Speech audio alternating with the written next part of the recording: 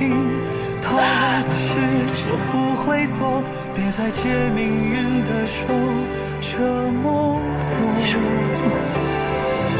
所有的过错都在我成为伤害人，全世界最卑微的那一个。反驳的话我不想说，莫名的错我都认了，别再用爱情的口吻捉弄我。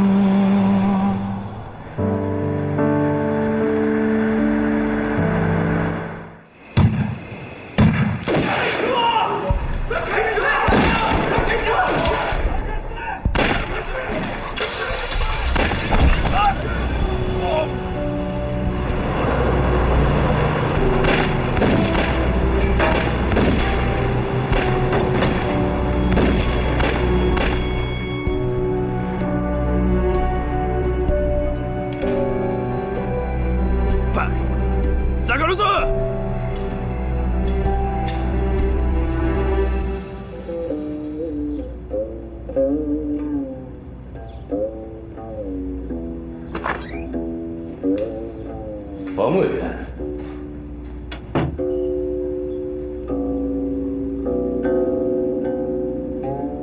外头兵荒马乱，您在这儿饮酒听琴，奢侈啊！能给冯委员片刻清静，那也是好的。坐。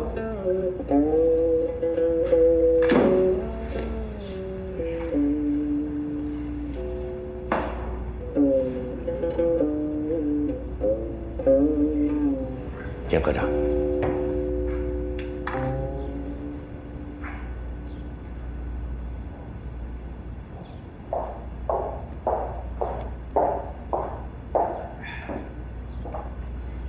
淞沪会战打成这样，你就没有半点紧张？该捐的武器捐了，该筹的现金也筹了。既然已经出钱出力，总不能让我自己披挂上阵，亲手去杀日本人吧？您说呢？啊？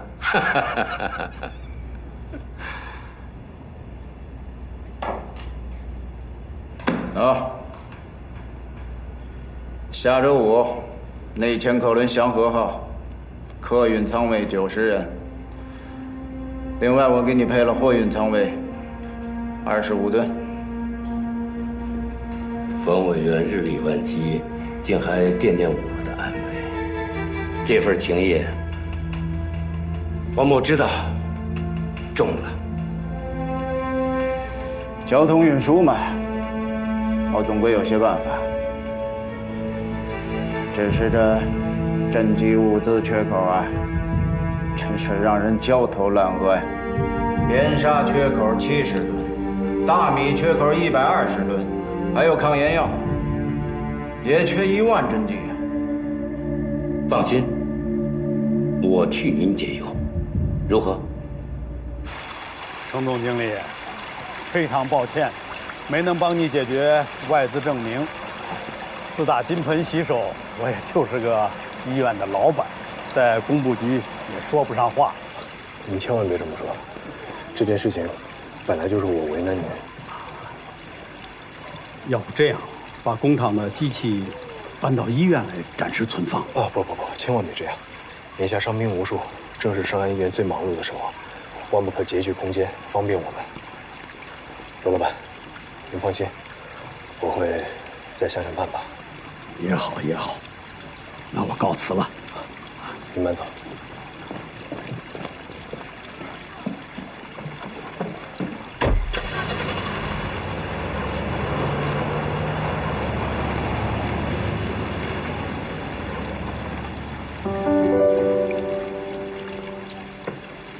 徐硕，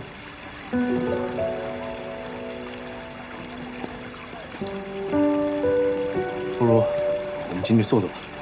不了，我要走了。去重庆吗？回意大利。为什么？腿恢复得不错。徐叔，是不是有什么事儿发生了？怎么，又想保护我了？我哪敢啊！关心你也变成了局限你。我只是想问问鼎新什么情况，关心关心你，我都不好意思说。我只是知道，如果不是有什么情况，你不会来找我。我选择了自己成长，就要自己承担。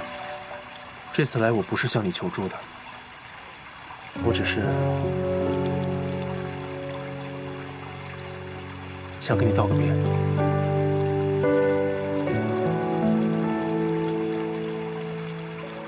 你要去多久？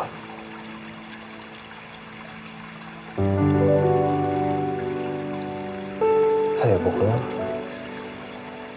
张一之，谢谢你为我所做的一切。徐叔，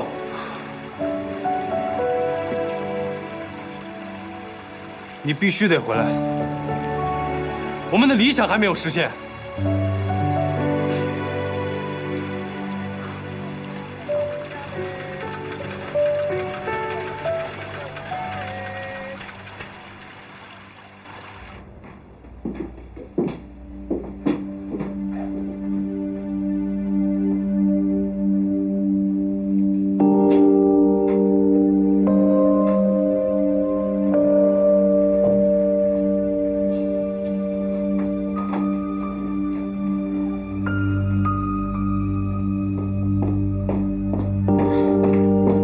罗将军怎么说呀？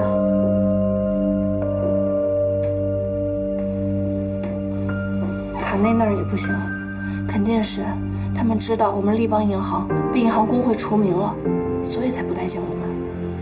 哦，对了，我还去问了哈同地产的吕小开，他说外资证明很难办，不管你出多高的价，都办不出来。熊总经理。我刚才看见徐叔，他马上就要启程回意大利了。我感觉他可能惹了麻烦。他能遇到什么麻烦？他不肯告诉我。张总经理，吴科长，你们干。外资证明？万载洋行。对，晚上刚刚收到的，看这个洋行的名字，陌生的很啊。我也没听说过。我听说过。万载洋行主营异国咖啡，还有酒类生意，也涉及皮革机器，主要是与异国在沪拿破里银行有资金往来。徐博士给办的，这可能是他了。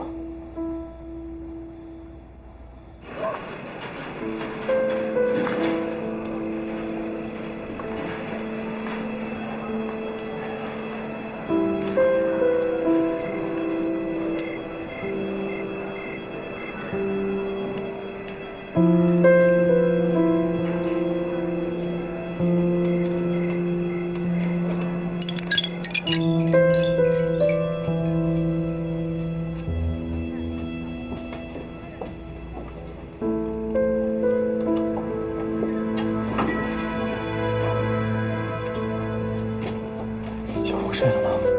刚睡。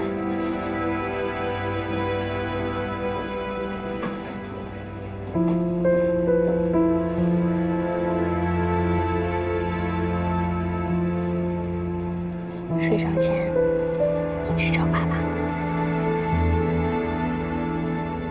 好了，别吵醒他了。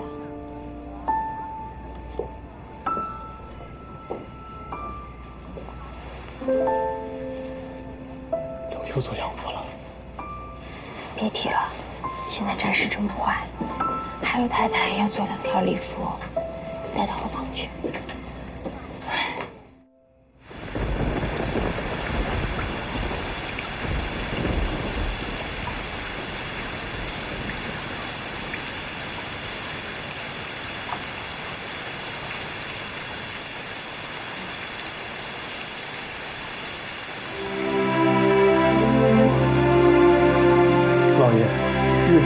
先生胃口。知道了。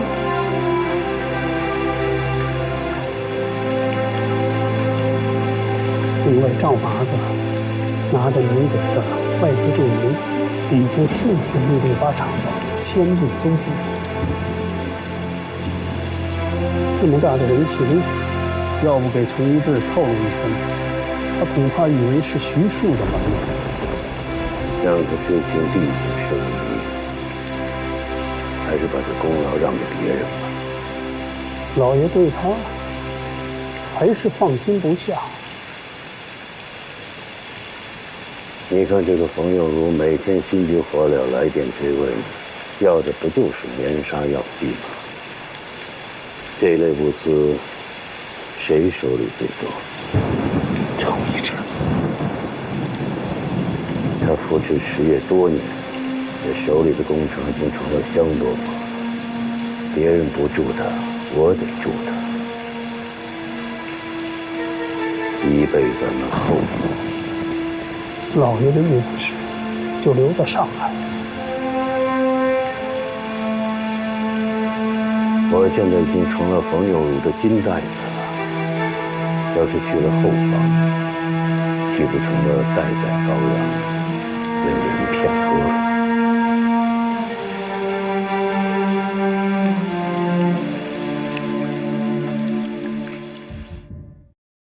中央、中人、交通、农业4行总行均已迁出上海，其中中央、交通、农业3行西迁，中人银行总行迁至香港，但副总经理主动申请留沪，兼任4行联合总处及4行联合贴现委员会上海处负责人。国家金融命悬一线，4行理应迁往一处。这个时候内部还在争斗什么？他们的事情我们管不了了，立邦团结就足够了。立邦一共65人，其中3人意愿西迁，剩下62人均愿意与银行共进退，坚守上海。陈总经理，您找我？啊，你爹关心你何时离沪与他们会合。如果你不反对，我想安排你与3名职员后天乘坐光灿号西迁。我不走，我想留在上海，和立邦一起。今早我已给爹发了电报，他后天就能收到。来，把新招牌挂上。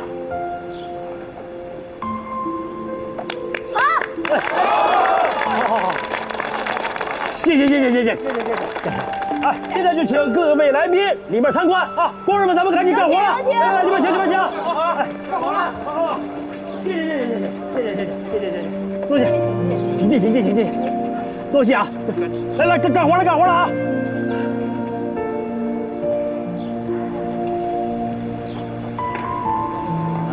高厂长啊，我送电报来了。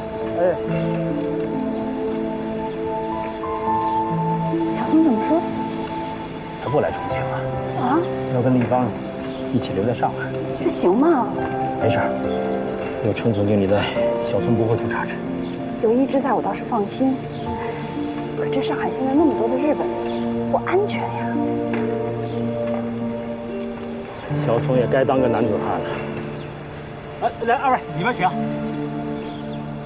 请问二位是真诚桐油厂的高大宇厂长和高太太？我们是您，我们是政府的，想邀请二位座谈一下。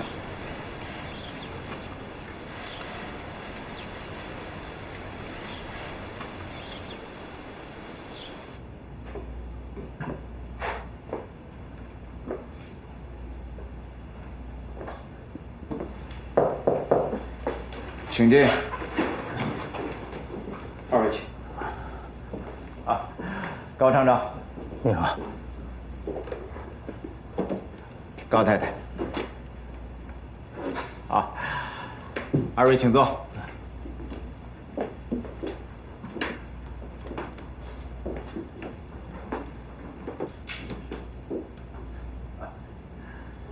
二位可能对我比较陌生，我自我介绍一下。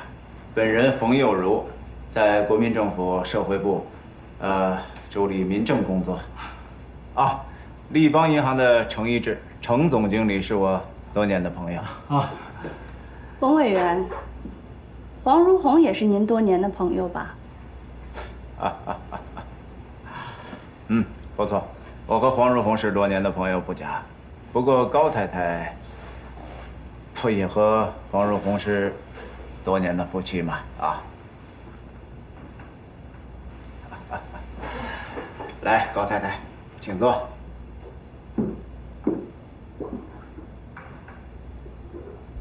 国难当头啊，黄如红为一己私利投靠日寇，是可忍，孰不可忍？此人断不再是我冯某的朋友。有什么话您直说。高厂长，高太太啊，今天请二位过来呢，是想问一句，二位是否愿意为保卫国家、抗击日寇出力？是个中国人都愿意啊。就是此话根本不必问。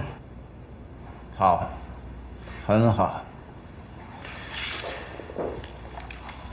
高厂长，来，请您过目。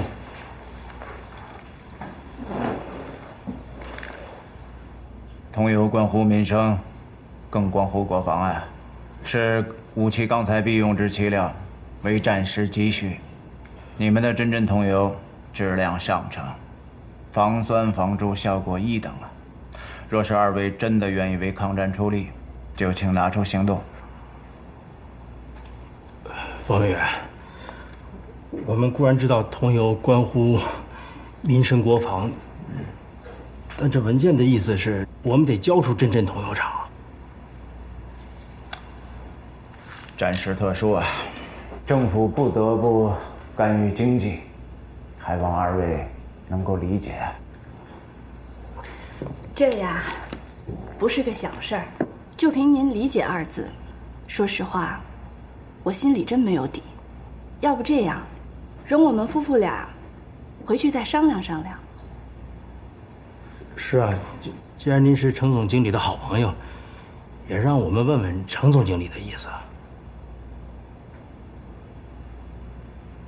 我就跟二位直说了吧，你们的真真同友厂背靠立邦银行，啊，可立邦银行远在上海，而且现在已被银行工会除名了。说白了啊，贵厂呢现在在重庆，就像是个没爹没妈的孩子，政府大可以直接征用。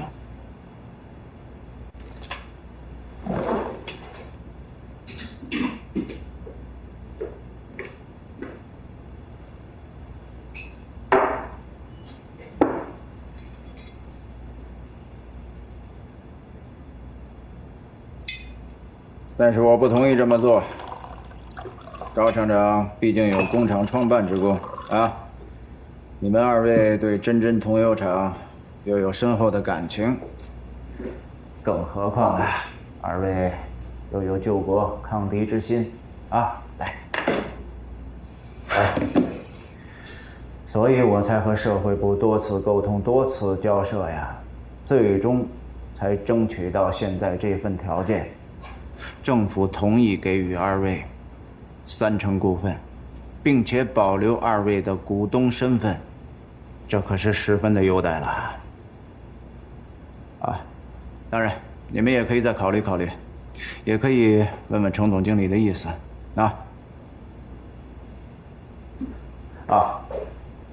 不过现在可是抗战最吃紧的时候，若是等到财政部孔部长跟二位约谈，那个时候很被动了。现在所有谈到的优厚的条件都没有了。政府要收了我们的同友厂，真的只为抗战所用吗？哎呀，高太太，这岂能有假呀？冯委员，我们交出工厂没问题。大勇，但是厂务需要领导，我们办商量。我们办厂多年，业务很熟练，我们愿意无偿代政府管理，我们绝对遵照政府的意思。高厂长，你的心意我明白啊。我们所有的重要的工厂呢，均由专家统一调控生产啊。高厂长不必忧心。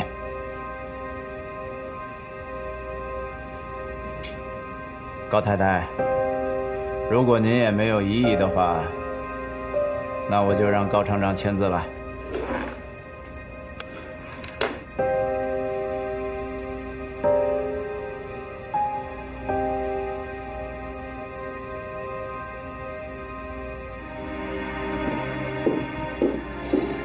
陈总经理，今天我在方林市场发现了这个。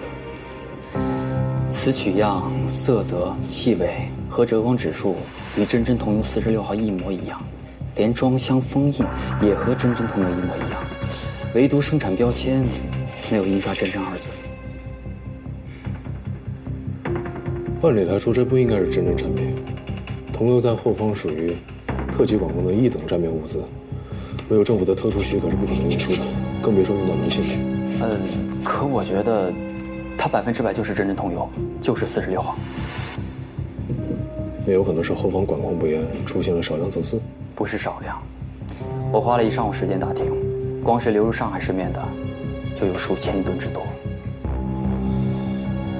你最近与你爹有联系吗？最近发了2次电报，说他们在重庆都好，要我在上海也注意安全。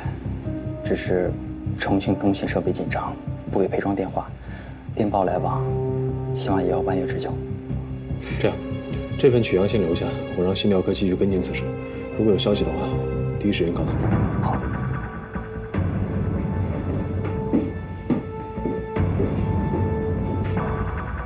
昨日有一位贵客找来，希望通过雷子引荐拜见我们。谁？日本陆军参谋总部柳二郎大佐。柳二郎其人16岁便进入日本陆军士官学校，智慧过人，步步为营。年仅36，就获得了铁血大佐之称。他的事迹我自然听过，还有耳闻。虽有日本华族子爵之衔，却无尊贵之实，在陆军参谋本部并非上流，对吗？老爷耳闻不虚，此人背景确实不出色，而且家道中落，无妻无子。可雷子以为，就是这样的人，他无依无靠，才希望寻求帮助，大展宏图。你知道现在跟日本人打交道会有什么风险吗？雷子明白了。雷子，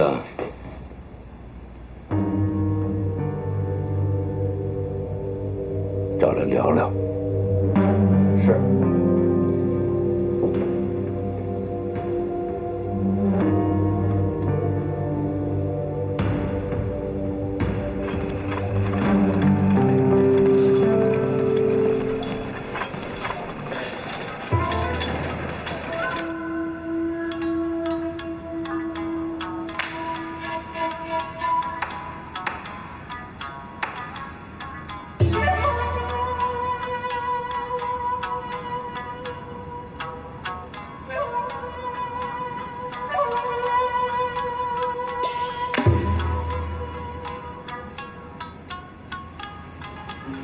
黄老板，日本的音乐、舞蹈可否逼近中国的？韵味不同，却各有千秋。黄老板说得好啊，眼下上海的机关学校都在自发地学习日本语，他们一旦了解大和文化，一定会醉在其中。黄老板同意吗？黄某念书不多，只是个粗人，对大和文化不敢妄加评论。您谦虚了。论及华界的鸦片馆与风月场，您的产业可是独占鳌头啊！如此好光景，全仰仗柳大佐庇护，黄某敬你。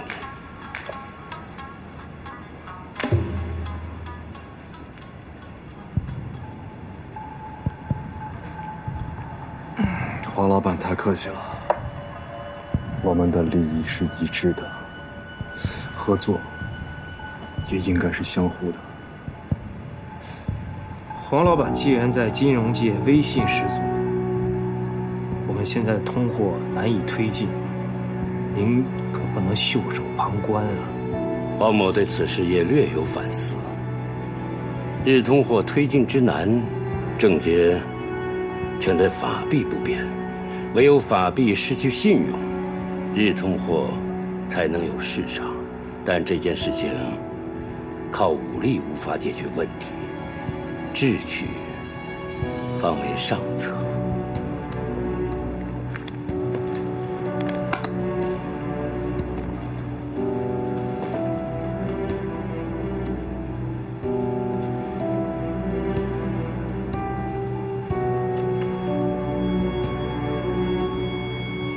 英镑。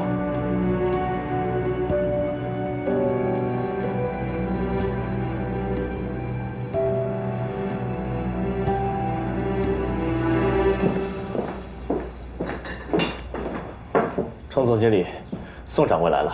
程总经理，宋掌柜，啊，好久不见。好久不见。啊，请坐。哎，我听说宋掌柜早就领着通泰卷庄内线去武汉了。哎呀，武汉也不保险，前阵子啊又迁到重庆去了。我这次悄悄地摸回上海，是想办些这个印刷机到重庆去，还想请程总经理帮帮忙。印刷机啊，宋掌柜，那个程总经理，立邦银行遭到了挤兑，我与你们断了交易，宋某实在做得有点不妥啊。哪里，宋掌柜，您虽然没有给我们立邦雪中送炭，那也至少没有雪上加霜。印刷机您要几台，我去尽力帮您办妥。程总经理，我一定记着您这份情。宋掌柜，您别见外。有个事儿我也想问问您，真真铜油厂在内迁的时候折损了几台榨油机，我不知道他们的具体情况您了解吗？您不知道啊？知道什么？真真铜油厂已经被充公了，冯委员亲自督办的接收程序啊。什么时候的事儿？有些日子了。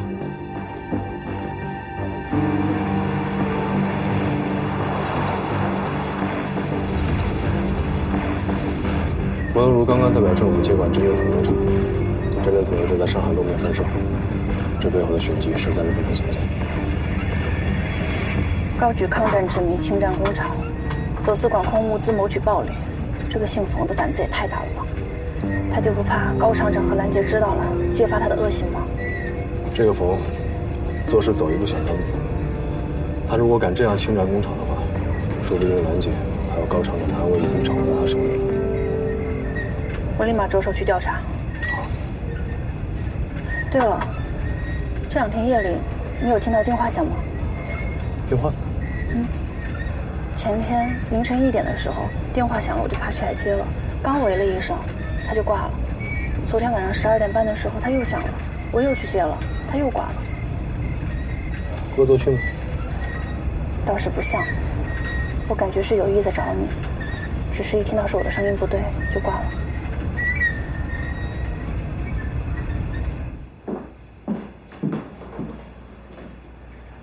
今天晚上你睡床，我睡这儿，我来接电话。那怎么能行啊？这沙发这么短，这么窄，你怎么能睡这儿啊？我凑合睡一晚上。那也不行。你要是在这着凉了，这不是得不偿失吗？快进去睡吧。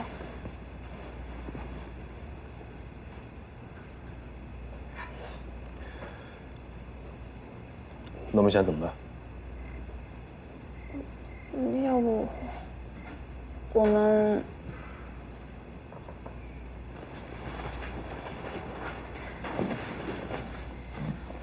们就一起坐在这儿等吧。坐在这儿等？那万一电话后半夜打过来，我们就在这儿干等着？不会的，前2晚都是上半夜打过来的。就坐这儿等等吧。那行，等会儿吧。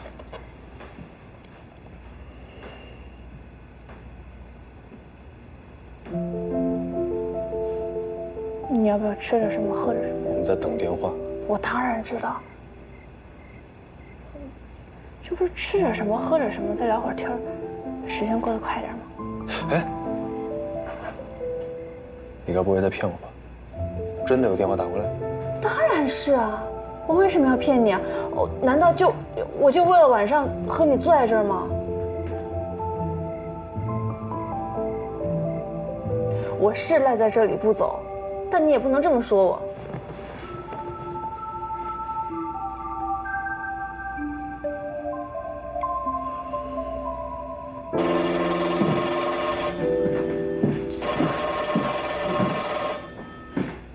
喂，派克罗，4621信箱。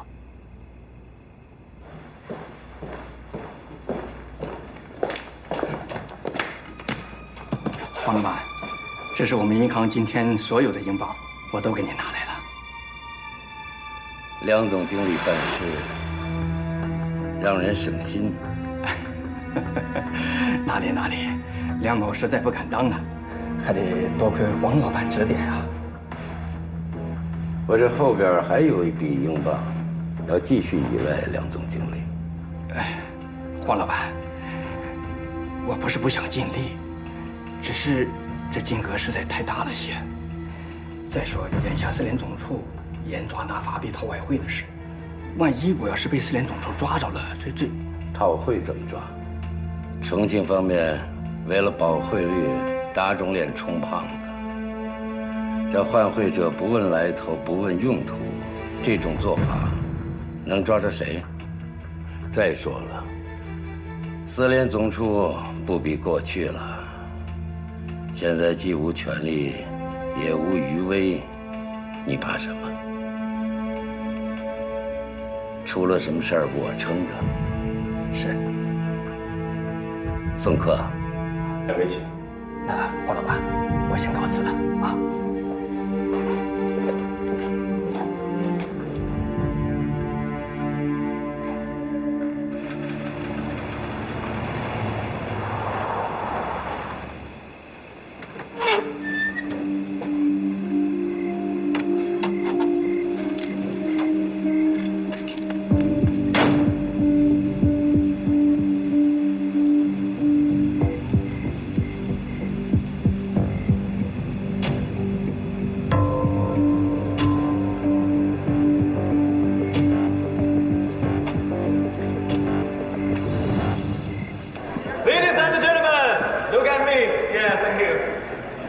现场尊敬的各位来宾、女士们、先生们，大家晚上好。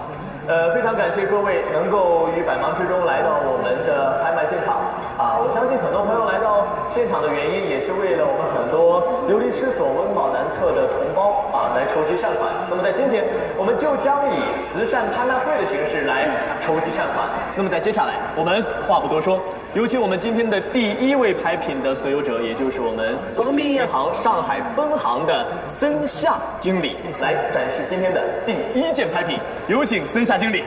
等等，为什么要让日本人上台？这他妈中国人自己的天津晚会啊！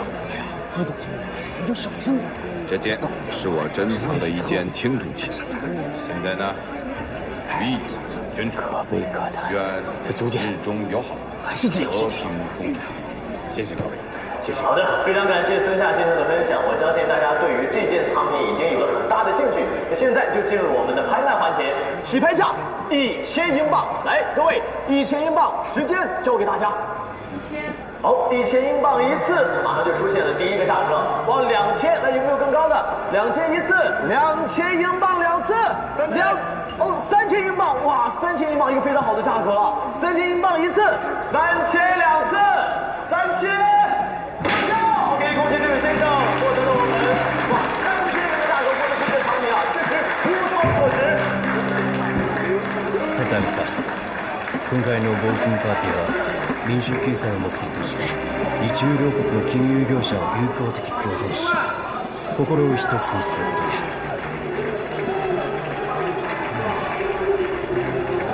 恭喜这位先生！哇，1万的价格获得这个绝对的物超所值，恭喜！非常感谢各位帮来谢谢。来，我们的工作人员稍后跟我们的工作人员进行交割。那么在接下来，等一下，我的。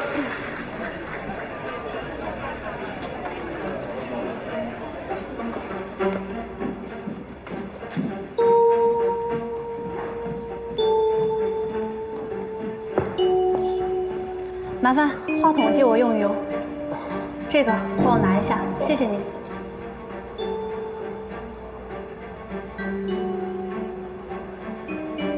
晚上好，各位同业者。也许你们都不记得我了吧？我是立邦银行信用调查科科长吴丽姿。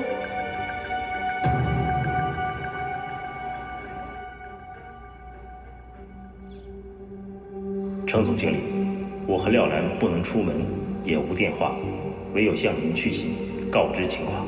初到重庆，便有一位主理民政治冯委员请求我俩将真真桐油厂交予国家支持抗战。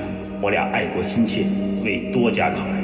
不料工厂完成交接之后，我俩即被招入一处公寓居住，名曰特殊优待，实则失去自由。我俩生活事小，真真桐油厂务事大，若被龌龊之人侵吞私用，于国无利，于己更是悲痛。如您收到此信，盼回复。程总经理，您找我。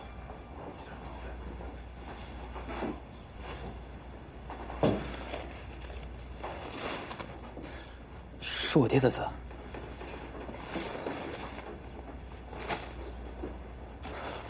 程总经理，我爹的意思是，他和兰姨被软禁了。小宋，你先不要惊慌。虽然他们俩现在失去了自由，但我并不认为冯幼如会伤害他们的性命。你爹这封信来之不易，想必是找了很多的关系，才透过后方联系人送到上海。程总经理，那现在我能为我爹做些什么？不管做什么，都不要轻率。不如你先给你爹写封信，比起我的安慰，他恐怕更需要得到你的消息。同时也替我转达，耐心等待，我一定会让真真桐油回到他的手里。好。今天晚上是上海金融界义卖赈济晚会，但为什么独独要排挤我们立邦银行呢？没错，我们已经不再属于银行工会，也不再是银钱业协会成员。但是我想问一下，今晚到场的各位中，诸如横滨银行、蒙江银行、华兴银行，他们属于银行工会吗？他们属于银钱业协会成员吗？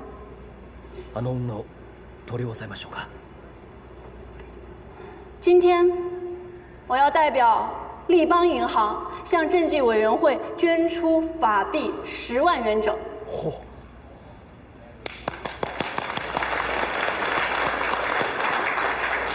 并出示我的胎品。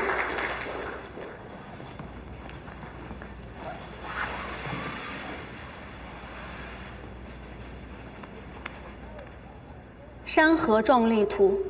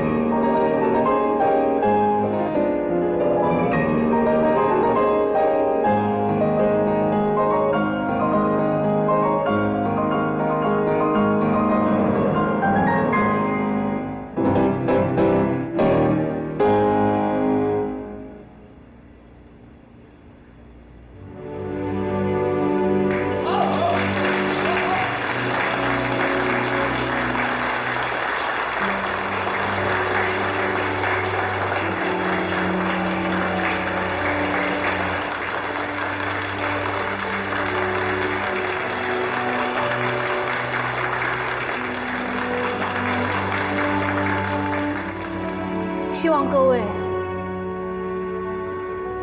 心怀祖国，休戚与共。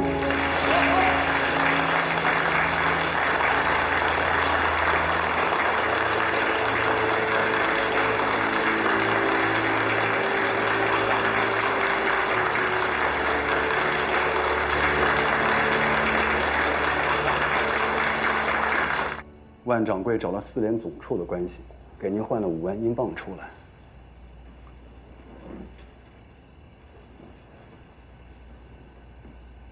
不能小瞧啊！是啊，我跟他说了，咱们雷老板还想再换5万，他说包在他身上。5万不够，要换10万英镑。会不会多呀？以后跟黄如虹叫板，少了资金怎么行？常总经理、吴科长，4联总处刚发布换汇限制令，除了中央中人、交通农业4行勉强能换少量英镑，其余厂庄换汇申请一律不获准，黑市换汇行情暴涨。重庆顶不住了，外汇储备堪忧，法币贬值在即。继续关注汇率动态，随时向我报道。是。立邦银行总经理办公室，是我，陈总经理。冒昧打扰，现在说话方便吗？啊，您说。在你之外，银行家中谁最懂实业？个人认为是浙江诚业银行的副总经理刘子生，他和我经历相仿，都是由钱庄掌柜转为银行经理，深耕柴米油盐多年，是行家里手。知道了，你多保重。啊，您也保重。这第一杯，黄某贺刘少将，恭喜您赴任陆军参谋本部2部部长，更得空间，报效天皇，大展宏图。我的进步离不开黄老板的辅助，法币贬值1半，有您的功劳。客气。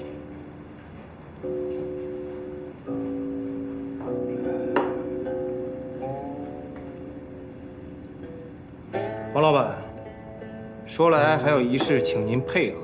说，国际舆论近来十分关注中国，特别是上海，他们对华界的报道善意与否、赞许与否很重要。所以柳少将想请您暂时关闭烟馆、赌场和风月之地，请您理解。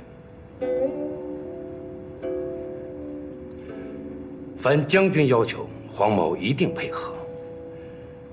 只是不知需关闭至何时？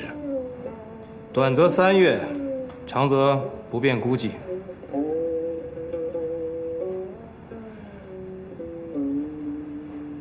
啊，没关系，正好黄某也清闲一阵子。来，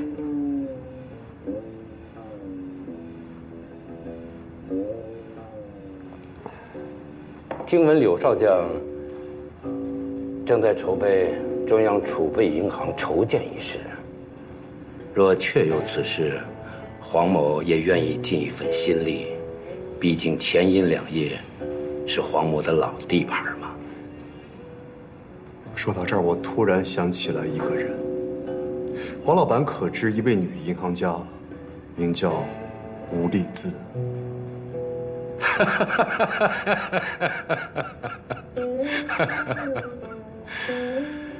上海金融大亨云集，这吴丽姿只不过是小卒一枚，女银行家之嫌，恐怕她还担不起。她是小卒一枚，没错。若将军需求，黄某不妨为您引荐三星银行总经理梁福兵先生。三星银行历史久，资本丰，梁总经理为其掌舵18年之久，而且此人与4联总处和银行工会关系深厚，得以与之交往。黄某愿为将军窃想一策，既可扰乱内陆经济，又可抢夺内陆物资。请黄老板到来。请稍等。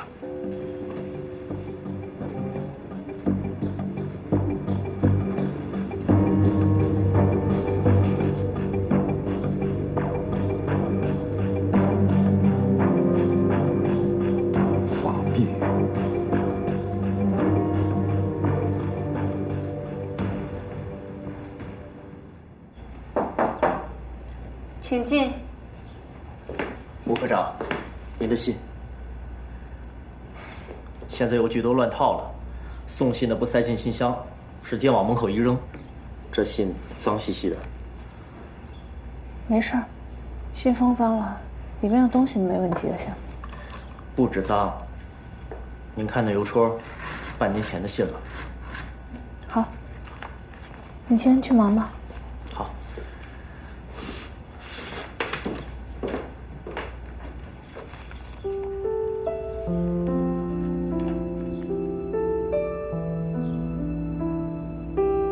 吴科长，请允许我再称呼你一次丽子小姐，因为我想对你说的与工作无关。当你看到这封信，我已经离开上海了。你一定很困惑，为什么我终止与程一志合作，并且突然撤出了立邦银行？我应该实话告诉你，是嫉妒让我失去了理智。丽子小姐，你爱着程一志，即使离婚你也还爱着他。我明白你的心情，正因为明白，男人的自尊才让我再也无法接受程一志的帮助和保护。丽子小姐，我认为程一志也还爱着你，即使离婚他也爱着你。每当我与他说起你，他都表现得平静而大度，可是他的眼中总有一种让我难以理解的痛苦。我不懂，究竟是什么让你们分开？但我想说，我在上海最留恋的就是你们。如果你们可以冲破心防，重归于好，那么我会觉得这个乱世也不无希望。丽子小姐，去勇敢地追求他吧，不要放弃，请再努力一次。徐硕。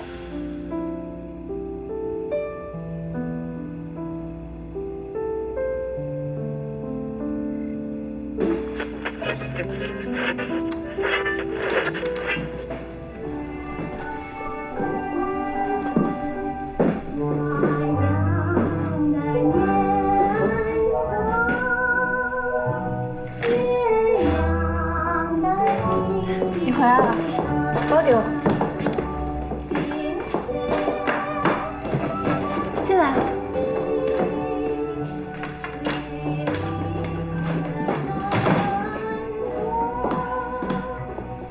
一志，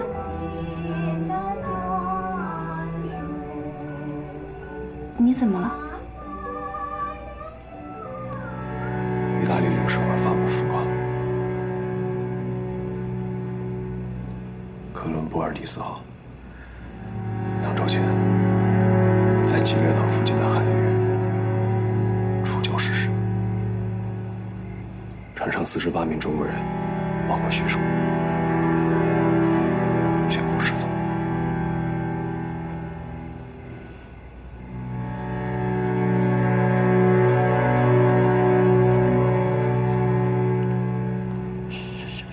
什么？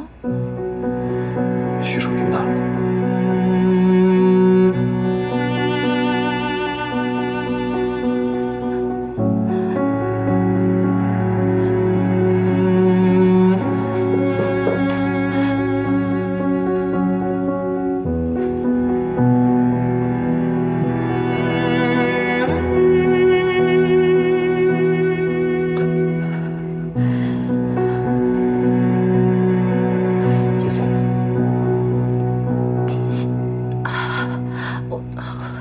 我觉得好闷啊！我想出去透透气。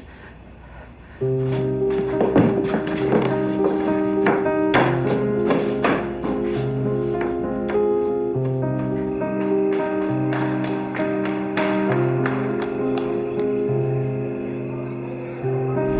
也来看电影？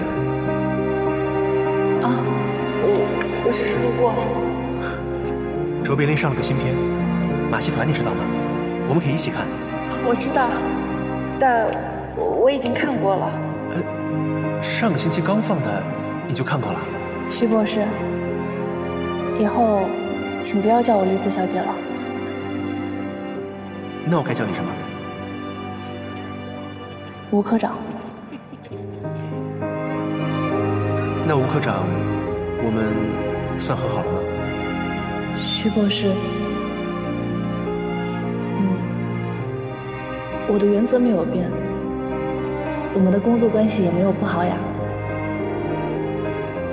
徐博士，在我离婚以来，你给了我很多的关心，我很感激。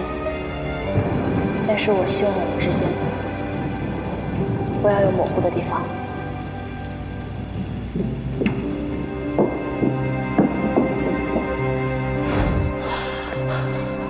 李斯，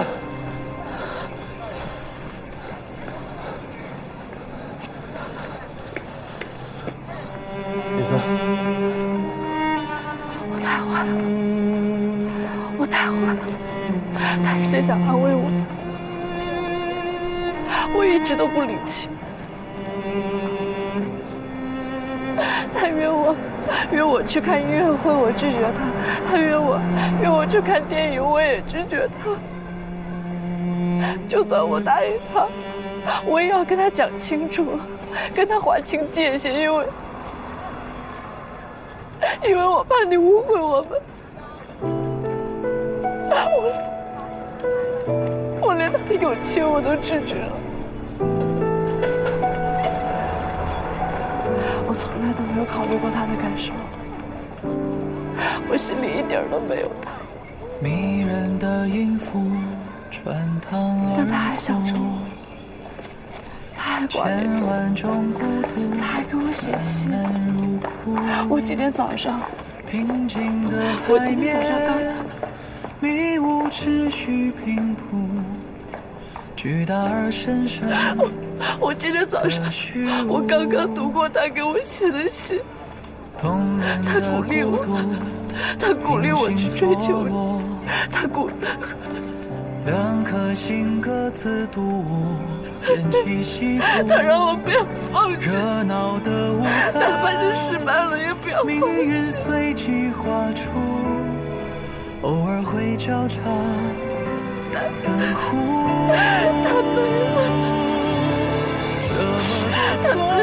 他自己对了。全世界最狼狈的那一刻，怎么会这样？伤心的歌我不想听，讨厌的事我不会做，别再借命运的手折磨我。你说我错了，所有的过错都在我只会伤害你。全世界最卑微的那一刻，反驳的话我不想说，莫名的错我都认了，别再用爱情的口吻捉弄我。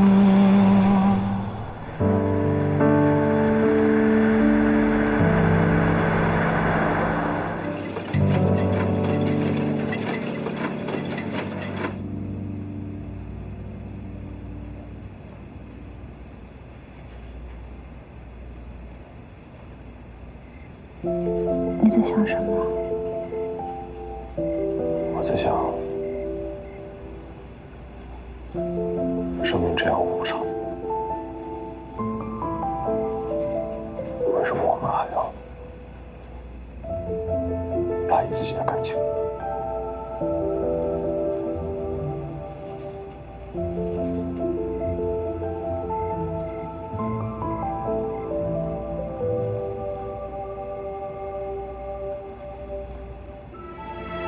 我们永远都不要再分开了。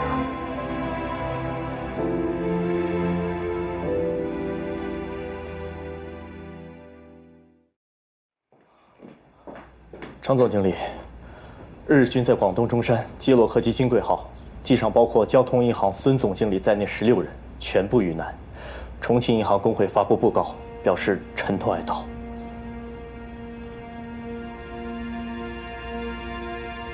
知道了。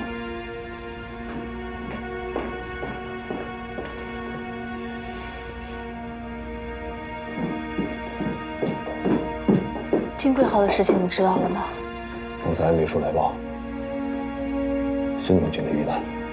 金贵号原定从重庆飞往香港，遇难者不只有孙总经理，还有浙江成业银行副总经理刘子生。刘子生。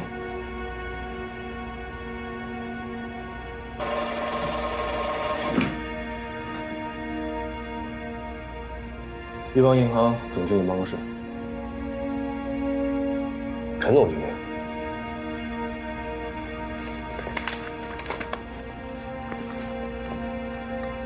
您说。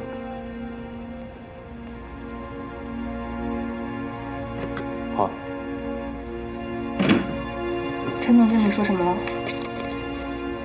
陈总经理希望我去香港一趟。去香港做什么？现在抗战军费极度紧缺，形势不容乐观，所以陈总经理正在组织银行家顾问团，去商讨海外借款事宜。孙总经理和刘经理，他们就是为了这个去的香港。他们都是顾问团的成员，现在遇难了，顾问团需要替补。难道他不记得你被银行工会除名了吗？李斯，好事不惦记你，这么危险，倒是请你去。日军盯得这么紧，连飞机都击落了，谁还敢去啊？你想去？我不准你去。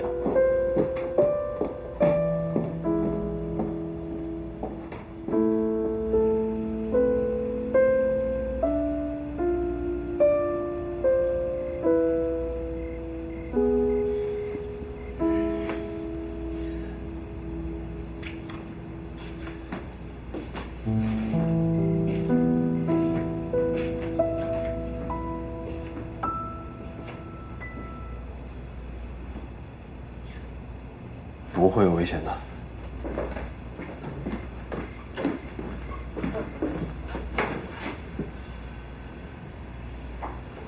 死伤这么多，还说没危险。徐庶遇难了，孙经理、刘经理都遇难了。我坐船去，比孙总经理还有刘经理他们坐飞机要安全。而且，上海到香港是短途客轮，也比徐庶去意大利坐的长途客轮要安全。这也能比的吗？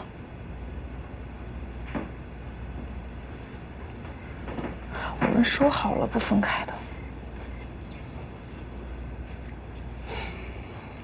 这不叫分开，分开是心意变动，我这顶多算是物理转移。别跟我开玩笑。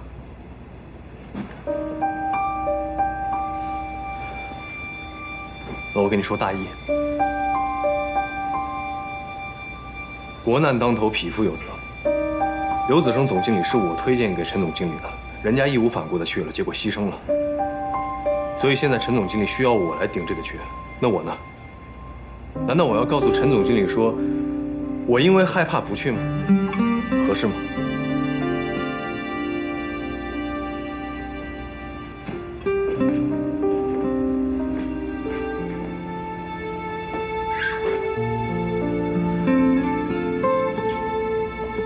李斯，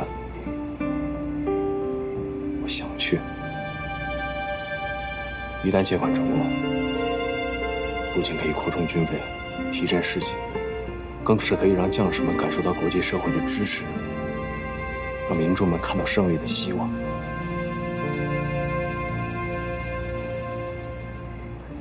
不管怎么样，都是个好事。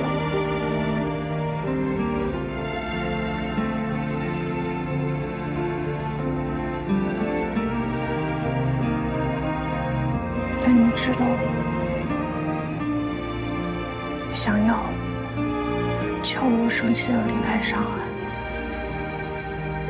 比你从重庆到香港还要难。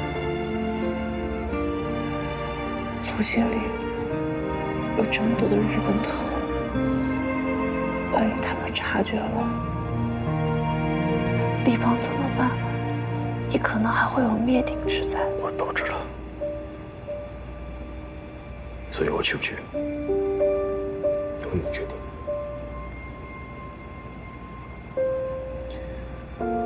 假设我走了，银行的事务全得交给你，而且你还得帮我隐藏我走过的行踪，所有的压力都在你的肩上。雷森，我不想你又担心，又生气，又受累。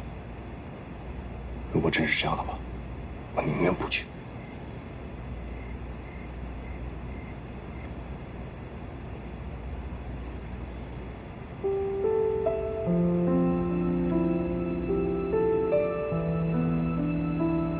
还不想让我去吗？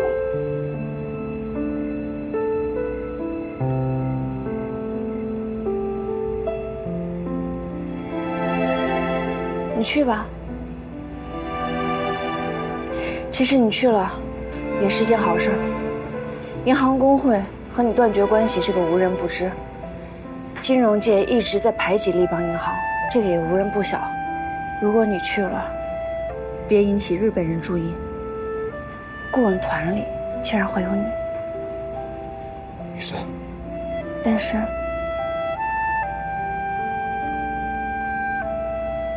你给我活着回来。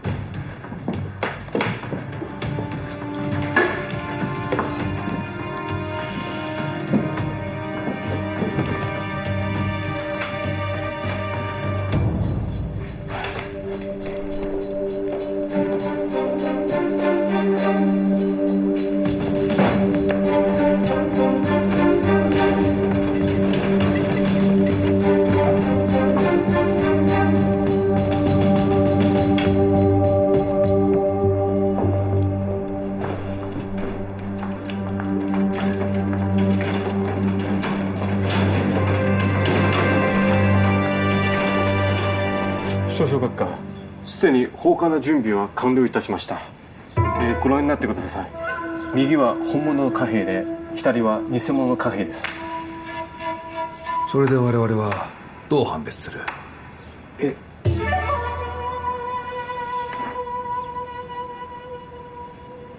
我々のは本物より質が高いからそこを見る。はあ、そうですね。はい。よし、成果を楽しみにしてる。はっ。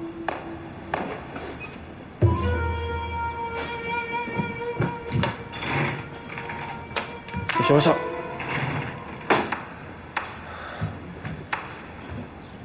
少々閣下、今日の新聞で総会にある文献性や工場を紹介されています。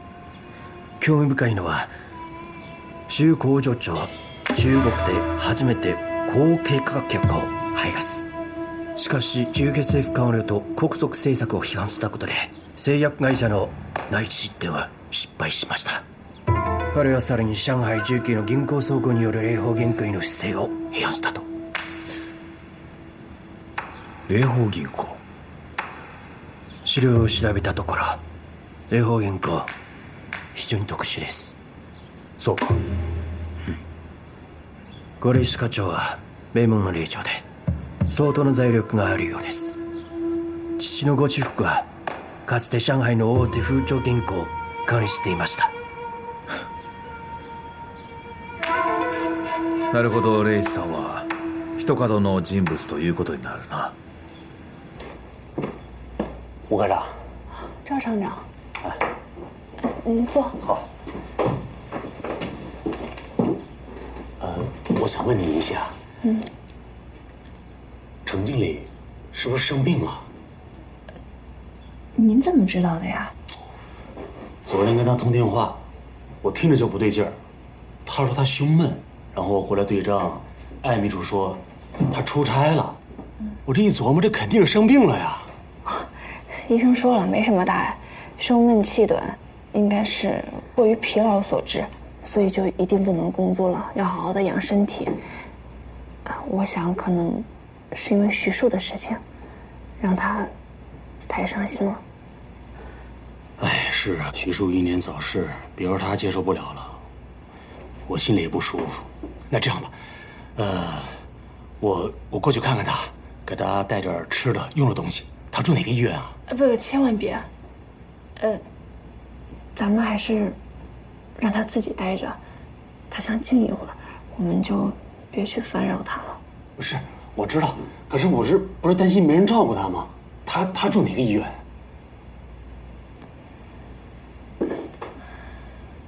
我在照顾他，他在家住。你在照顾他呀？我住进一之家了，您也知道我们之间的事儿，分分合合的。我就想这段时间呀，好好照顾照顾他，挽回他的心。所以您可千万别去找他，您这一踏进家门，一张口说话，他得多尴尬呀。我们两个人之间的事情吧，您就别添乱了，让我们自己处理就好了。哦，那是。行，那您能照顾他，我就放心了。我还是希望你们好的，真的，我早就希望你们好了。我会努力的。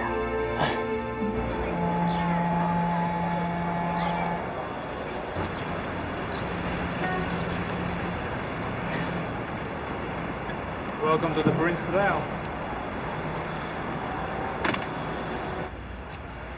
怎么回事啊？等他半个多小时了。各位勿躁，从上海到香港绝非易事。进来。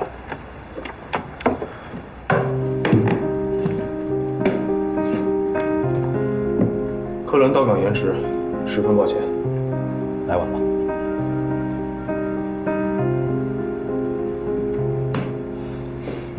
一路车马劳顿，又冒着生命危险，谈何歉意？若能借助参加顾问，顺势回到银行工会，嘿，这个危险还是值得一冒的。曹经理与戴经理不愧为天津银行业的分析大师，凡事均从投入与回报来计算。常某应当向你们学习啊！哼，若要学习，不妨就由程总经理担当会议纪要，如何？宋经理，无妨，时间宝贵，程总经理，您请主持会议吧。此次海外借款有一项重要的难点，中立国都想自保，明确拒绝以政府性质贷出的战争借款，所以我建议以商业贷款之名与其协商。我同意，若能借出1000万美金，于战事大有助益。若是商业贷款，长期也可以商榷，以3年为宜。我个人建议还是以5年为宜，战事不可估量，长期3年压力甚巨。至于数额，1000万美金，宜具体讨论。我们预期的借款数额固然重要，但借款所依托物资大概更重要。既然是商业贷款，就应该讲究商业准则。如果贸易物品不能吸引对方，我们在这儿讨论借款预期又有何用？我认为此次会议首先应该讨论的就是物资品类本身。品类太多了，茶叶、瓷器都可以的。品类繁多，还请大家稍作休息，咱们晚餐详加讨论。嘿，正好饿了。陈总经理，这里晚餐有 dress code， 请别大意。晚餐见。See you later。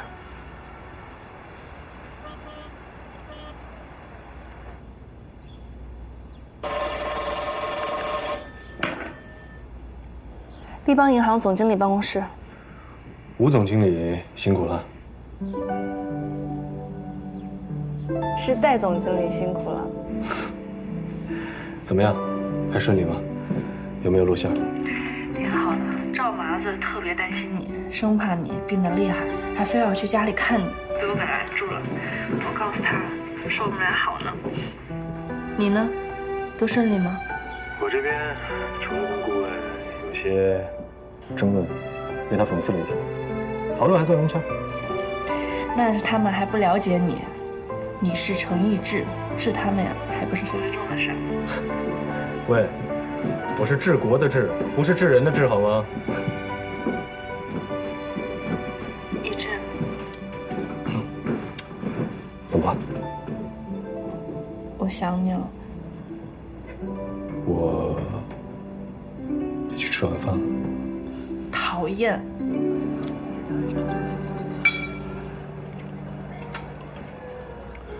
陈总经理，关于物资品类，我仔细的想了一想，我也想了一想，我觉得还是茶叶最合算。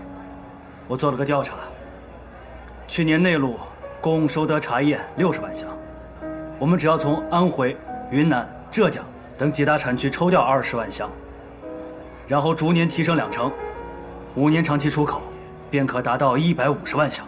这样的话，1500借款不难，就算可行吧。那茶叶呢？对方买账吗？当然不买账。对方去年对于我国的茶叶贸易总额仅占到我国出口总额的7%，由此可见，他们对于茶叶并不是很感兴趣。陈总经理，我这些数据都是核实过的，你张口就来，说得准吗？戴经理，您长居天津，与我从未曾照面，但却知道我的经历。正因为我的家境贫贱，更无学历，而不像您一样专精算式，所以我只能牢记一切我所掌握的材料。我方才所举用数据，全部从实业的调研中得来。欢迎各位查验。那棉纱总会有人要吧？虽然我们内部货源紧张，但是我们可以优先海外呀。只要能借到款，我们再苦一点也没关系。这棉纱不仅关系到百姓的生活，更是关系到前线将士的安危。自打这抗战以来，沦陷区的国产棉纱受日沙的倾轧严重，产能不断下滑。若此时我们再优先海外，恐怕会激化民怨。这也不行，那也不行。程总经理，那你倒说个行的。桐油。桐油，是。国产高级桐油不仅可用于涂料、农药，更可以用于建筑、机械，还有人造皮革等。海外一向十分青睐。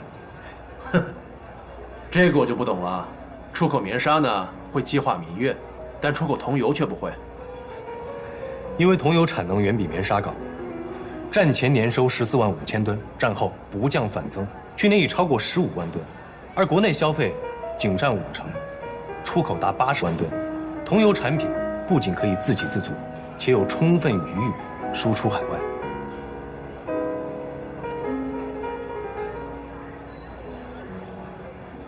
如此听说，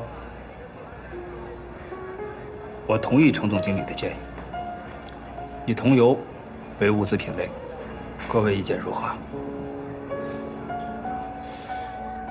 我服议。就这么办吧。有不可。顾问团全数通过，那么此次赴美商代就以桐油为主。明日，咱们具体讨论一下数额以及偿还的方案。陈总经理，你还有什么补充吗？若此次海外商代一旦成功，确定以桐油为借款实行，恐怕需要社会部将真桐油厂交还给高大勇厂长管理。除此之外，我还建议高大勇出任桐油借款的技术顾问，后方没有比他更懂桐油的专家。若专家不能指导专业，恐怕这桐油的产能否跟上出口的期望，势必会成为问题。明白。此事交给我。啊，来。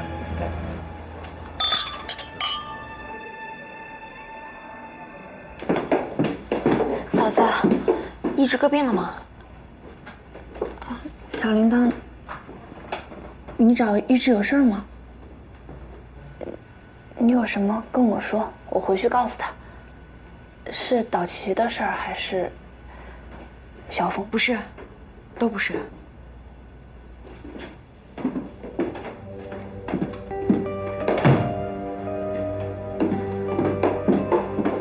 嫂子，阿奇他不方便来，让我来跑一趟。日本陆军造了1000万假法币，要送到宜昌去。1000万？阿奇不方便阻拦，一直哥能不能想想办法？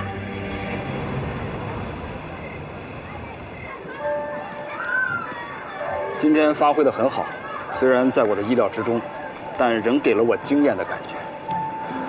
陈总经理，您总是对我过奖，只可惜我还是让您失望了。那天的那个报纸一出来，大家都懵了。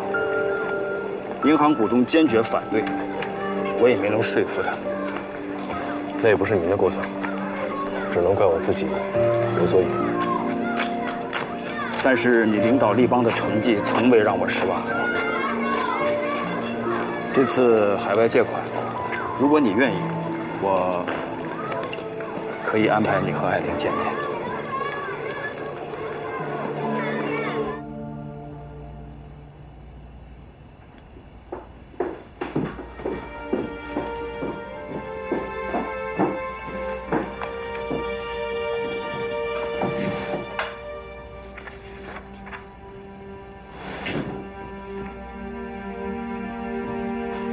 您好，冒昧给您写来这封信，可否邀请您面谈一次？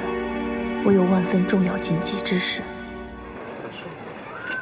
陈总经理，其实我和艾琳从未有过交往。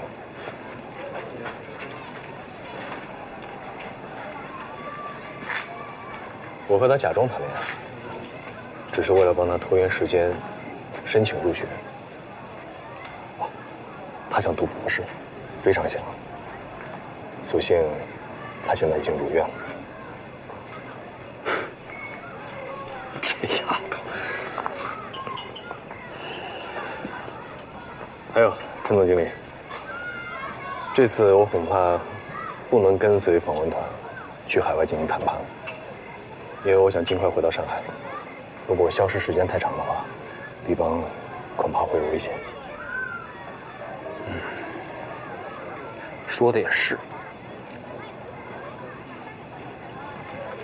Excuse me. Sir, can I help you? Whiskey 2. OK. 陈总经理，银行工会没有给予你们内签的帮助，当然这有我的失职。返渝后，不如我请财政部批示。由后方用专线掩护你们和立邦的骨干转移到重庆。谢谢您的好意，只是我觉得立邦更应该留在上海。为何？在抗战之中，我们银行能做什么？我们不能扛枪，不能到前线去杀敌。我们唯一能够做的事情就是保护帐下的实业还有储户。但是通过这次来香港的商谈，我想明白了很多事情，特别是受到了您的启发。我觉得我们大有作为。日本为什么侵略中国？利益，而经济是利益中最重要的部分。毫不夸张地说，经济是日本发动侵华战争最重要的目的之一。而在我们的抗战中，经济同样是我们自卫反击必要的手段。可以说，如果没有经济，没有军费，没有物资，就一切无从谈起。陈总经理，我崇拜您。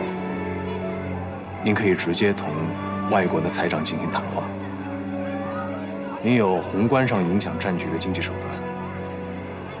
可惜，我并不是您，我也成不了您。但是我可以从微观处入手。微关注。立邦银行账下实业众多，童谣、药品、棉纱，更是战时急需物资。立邦完全可以组织生产，将这些物资送到抗日将士手中。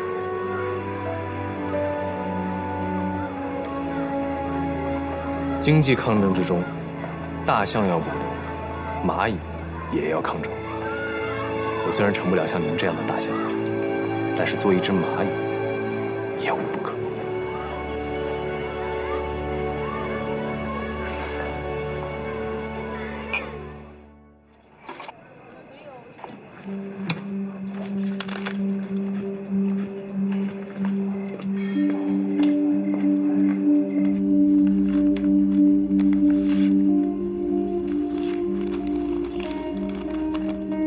本周五晚8点半，公共租界罗尔路南洋酒馆，请坐吧台 U2号位置，将信息放入中人银行法币5元钞票结账。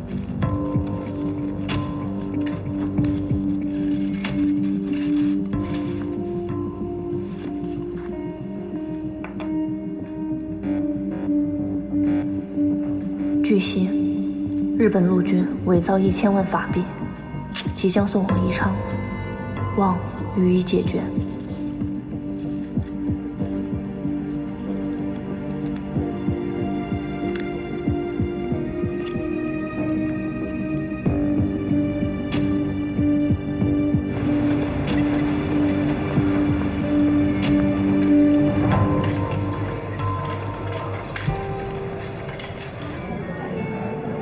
check。栗子小姐，你好。你的酒好像还没有喝完吧？不知您是？好，正式的介绍一下，我是日本陆军参谋本部2部部长柳二郎，很高兴能够在今晚与栗子小姐重逢。我与您从未谋面，何谈重逢啊？我在上海金融界慈善晚会看过你的表演，《英雄波澜舞曲》，你弹奏得非常好。不知道栗子小姐为何选择此曲啊？是不是有煽动上海金融界抗日之意啊？不知哪条乐句有此意啊？我只能说你办事过人。柳先生，这么晚过来滴酒未沾，不会就是专门来夸我的吧 ？I'd like for thing. OK。栗子小姐为什么在这个地方喝酒啊？我来这里不过是一时兴起，那您来，就应该不是这样吧？既然都大费周折的过来了，不妨有话直说。我欣赏你，也欣赏立邦银行。但是，据我所知，上海金融界还是贵，上海银行工会也将贵行出名许久，所以，我可以引荐日本金融界和贵行来交个朋友。怎么交朋友啊？日方可以通过贵行来投资中国企业，比如温泉制药厂。那我行是否也可以通过日方来投资日本企业，比如川崎冶金厂？栗子小姐总是这么伶俐吗？柳先生是想阻止我在公共租界言谈自由了吗？不，我喜欢你的伶俐。那我现在可以结账了吗？不可以。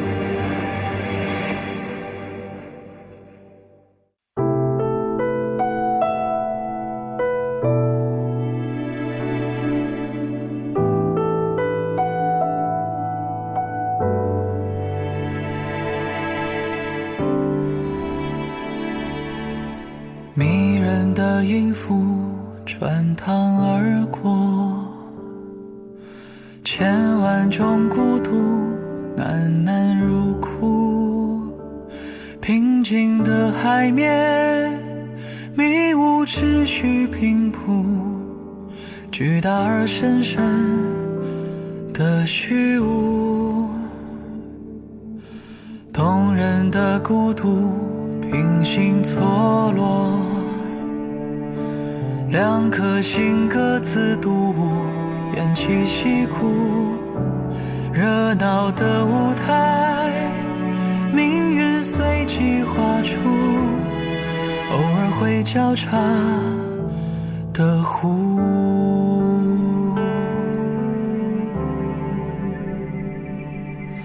这么多错过在等我，全世界最狼狈的那一个，伤心的歌我不想听，讨好的事我不会做，别再借命运的手折磨我。所有的过错都在我，全世界最卑微的那一个，